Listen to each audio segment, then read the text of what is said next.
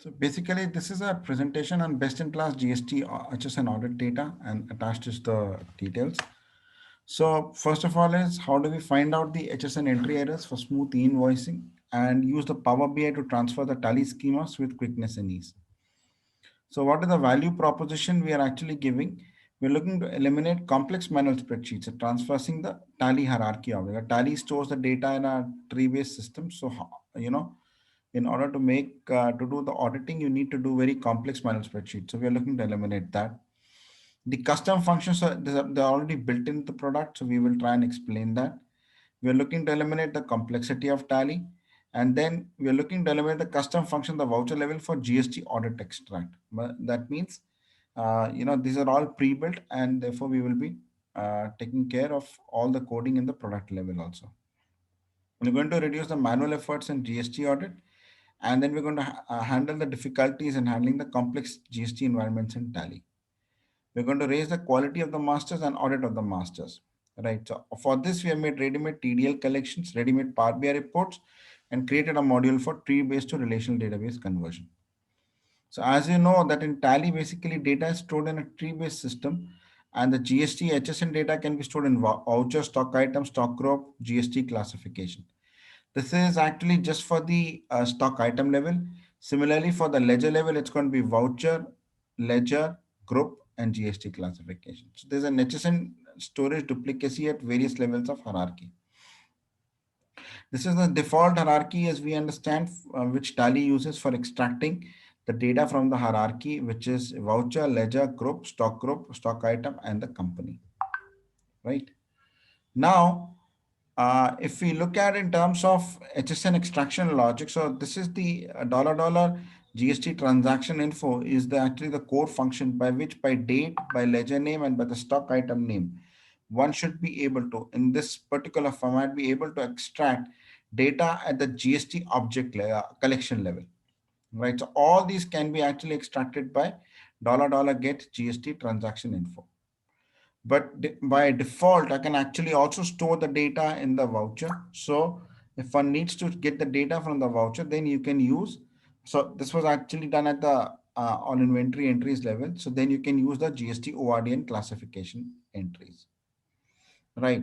So this is what it was. If I need to use extract the GST rates extraction, so then we can do the $$ get GST rate function. So this is actually at a lower level. You can go down by collection to rate details, and then these are the various objects which are there. So again, it comes out to be that if you need to store the GST rate details, then you can actually use the GST ORDN rate. Otherwise, then the $$ get GST rate uses the date, ledger name one, stock item name, whether it's CGST, SGST, and the GST rate for extraction. Right. Now, what the issue with this approach is that the information is stored is at the ledger name and the stock item name level, but one does not know at what level of hierarchy is actually the GST data being stored.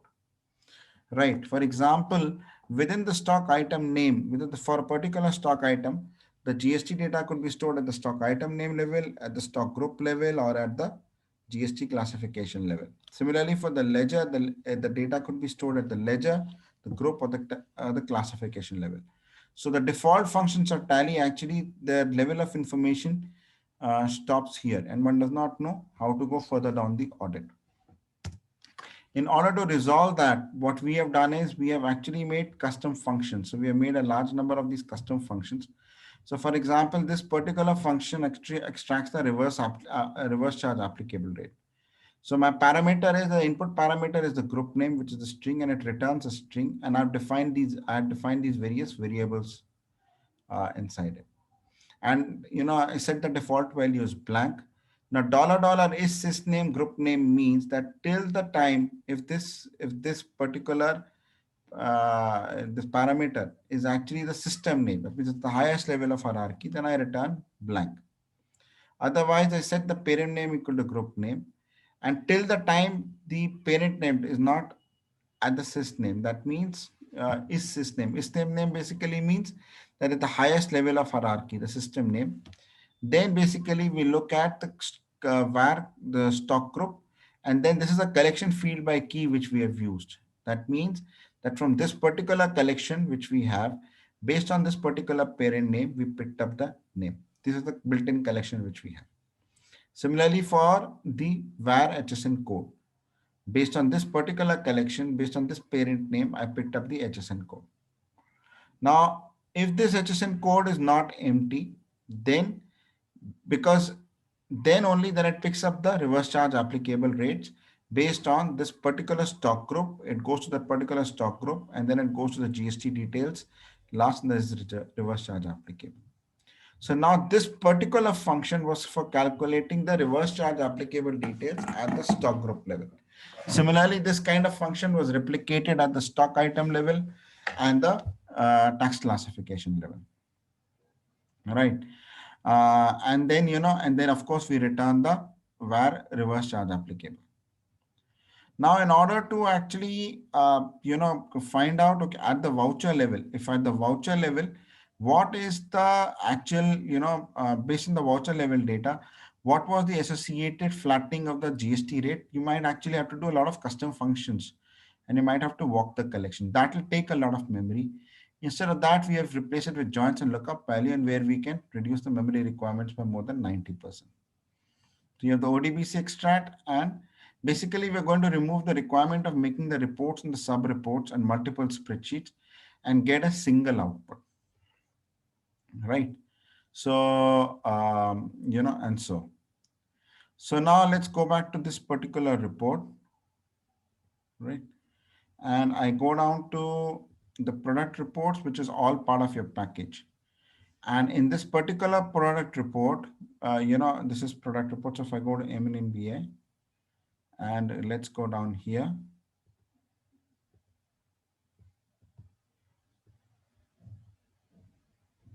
And I say product reports. And in this particular product report, I go to item HSN audit report. Now you see this particular item HSN audit report. This is the hierarchy flattening report, sub report, which we are talking about. That means for this particular HSN or the stock item, it actually goes through what is the stock group data, what is the entire thing, what is the item data, and thereafter then what is the tax classification data. So there will be, this is the classification was the first, the second was the item, and third was the stock group. So all this has been flattened up in the hierarchy, and you can actually see this. So I'm just going back to my mobile. You can see this on your mobile in the following way. So I'm just going to my mobile. And when you log into your mobile apps, you open up your product reports. And in your product reports, you can actually see this data. So I'll just transfer it down to here. I'll go to item HSN audit. And in the item HSN audit, you see the sub report.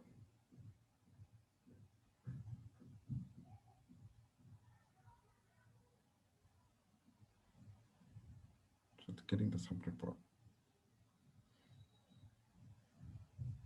Okay, just once again. Okay. Right. In case you want to share it with anybody over the WhatsApp or a wrong entry, you can simply do it by clicking it here. So that's all pre-built in here. Now, besides this, the other things are, this is just one of the portions which aren't actually shown. But what I will do here is, I will go on to the other portion. So we actually enable fastest, easiest, and most convenient reporting. There are other reports such as batch allocation,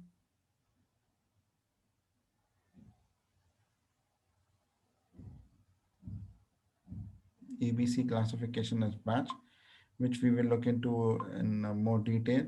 And then I will come down to, various others. So you go down to your workspace, you click on your MNBI workspace. There are various other reports.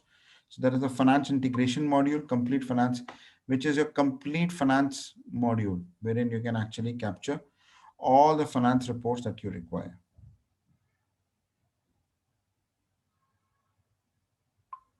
Okay. So that is one portion. Then you can go down to product reports. Then you can go to profit and loss. So you can generate your automatic profit and loss statements.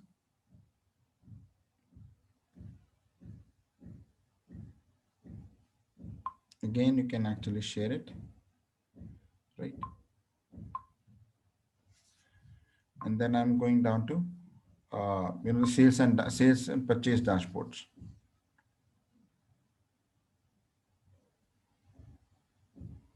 Okay, sales reports,